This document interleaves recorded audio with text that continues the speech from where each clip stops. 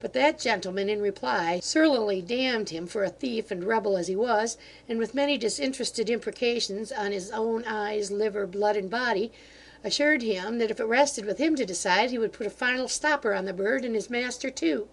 "You talk boldly to a caged man," said Barnaby in anger. "If I was on the other side of the door, and there were none to part us, you'd change your note.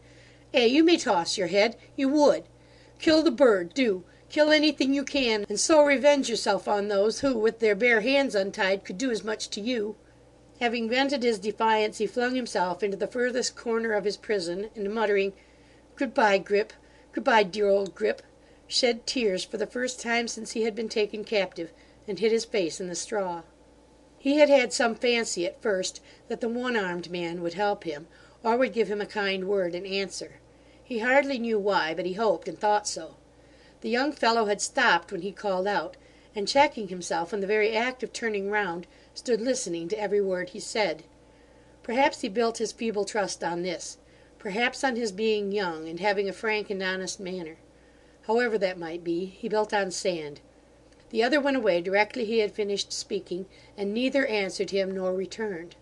No matter. They were all against him here. He might have known as much. Good-bye, old Grip, good-bye. After some time they came and unlocked the door, and called to him to come out. He rose directly and complied, for he would not have them think he was subdued or frightened. He walked out like a man, and looked from face to face. None of them returned his gaze or seemed to notice it. They marched him back to the parade by the way they had brought him, and there they halted, among a body of soldiers, at least twice as numerous as that which had taken him prisoner in the afternoon. The officer he had seen before bade him in a few brief words take notice that if he attempted to escape, no matter how favourable a chance he might suppose he had, certain of the men had orders to fire upon him that moment. They then closed round him as before, and marched him off again. In the same unbroken order they arrived at Bow Street, followed and beset on all sides by a crowd which was continually increasing. Here he was placed before a blind gentleman, and asked if he wished to say anything. Not he. What had he got to tell them? After a very little talking, which he was careless of and quite indifferent to, they told him he was to go to Newgate, and took him away. He went out into the street, so surrounded and hemmed in on every side by soldiers that he could see nothing, but he knew there was a great crowd of people by the murmur, and that they were not friendly to the soldiers was soon rendered evident by their yells and hisses. How often and how eagerly he listened for the voice of Hugh! There was not a voice he knew among them all. Was Hugh a prisoner too? Was there no hope? As they came nearer and nearer to the prison, the hootings of the people grew more violent. Stones were thrown, and every now and then a rush was made against the soldiers, which they staggered under. One of them, close before him, smarting under a blow upon the temple, levelled his musket, but the officer struck it upwards with his sword, and ordered him on peril of his life to desist.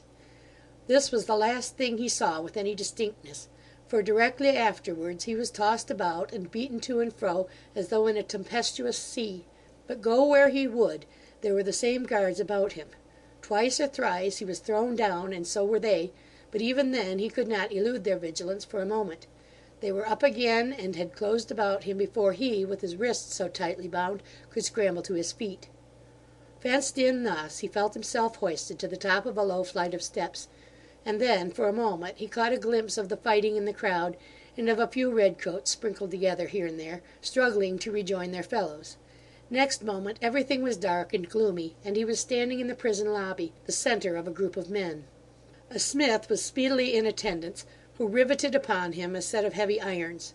Stumbling on, as well as he could, beneath the unusual burden of these fetters, he was conducted to a strong stone cell, where, fastening the door with locks and bolts and chains, they left him, well secured, having first, unseen by him, thrust in Grip, who, with his head drooping and his deep black plumes rough and rumpled, appeared to comprehend and to partake his master's fallen fortunes.